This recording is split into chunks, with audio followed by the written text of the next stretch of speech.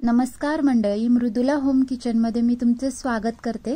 तर आज आपण सिंपल, साधी आणि सर्वांच्या आवडीची रेसिपी बनवतोय, ते म्हणजे ऑरेंज ज्यूस। तर चला रेसिपीला सुरुवात करूया। इथे मोठ्या आकाराची 3 संत्री घेतलेली आहेत मी। ही नागपूरची संत्री आहेत। फ्रेश संत्री घेतली ना की ज्यूस आहे तो ही खूप छान बनतो। तर इथे आता मी ही संत्री आहे ती सोलून घेणार आहे। थोडासा सुरीने कट दिलाय म्हणजे आपल्याला सोलायला सोपं होऊन जाईल।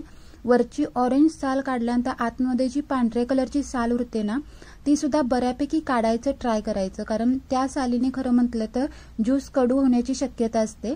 त्यामुळे आणि जेव्हा आपण असं मधून ओपन करतो ना तेव्हा बघू शकता तुम्ही अशा प्रकारचे दोर निघतात भरपूर सारे, ते सुद्धा आपल्याला काढून घ्यायचे आहेत। बऱ्याचदा काय होतं, आपण मिक्सर ग्राइंडर मध्ये आहे तसं अख्खं संत्री टाकतो आणि आतमधले हे जे मधले दोर असतात ते तसेच राहतात, त्यामुळे ज्यूस कडू होण्याची शक्यता असते। त्यामुळे जितकं शक्य होईल तितका हा पांढरा भाग आहे सालीसारखा तो आणि हे पांढऱ्या कलरचे दोर आहेत ते काढून घ्यायचे आहेत। आणि हे सीडलेस संत्रे आहे त्यामुळे याच्यामध्ये बिया नव्हत्या। जर बिया असतील ना तर आपल्याला एकनी एक सगळ्या बिया काढून घ्यायच्या आहेत। जर एक जरी बी आपली असली ना ह्या सगळ्या संत्र्यांमधली तर सगळा ज्यूस कडू होण्याची शक्यता असते। त्यामुळे काळजीपूर्वक संत्र निवडणं ह्याच्यात खूप महत्त्वाचं आहे। याला छान असं मिक्सर मधून मी फिरवून घेतलंय। आता खाली एक प्लास्टिकचा बाउल ठेवलाय आणि त्याच्यावरती अशी चाळणी ठेवायची। आता हे सगळं जे ज्यूसचं मटेरियल आहे ना ते आपल्याला छान असं गाळून घ्यायचंय। स्पॅच्युलाच्या मदतीने मी गाळते जेणेकरून आपल्याला त्यातील ज्यूस आहे तो असा दाबून दाबून काढायला मदत होईल। आपण 3 संत्री घेतली होती मोठ्या आकाराची, त्याच्यामध्ये 2 ग्लास भरतील असा प्युअर ज्यूस आपल्याला मिळतो। म्हणजे याच्यामध्ये कोणत्याही प्रकारचं पाणी वगैरे मी काहीच घातलेलं नाहीये।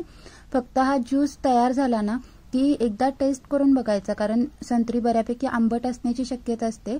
जर वाटलं तर आपल्याला याच्यामध्ये पावडर शुगर ऍड करायची। मला अगदी 1 चमचाभर घालावीशी वाटली त्यामुळे मी अगदी चमचाभर पावडर शुगर याच्यामध्ये घातलेली आहे।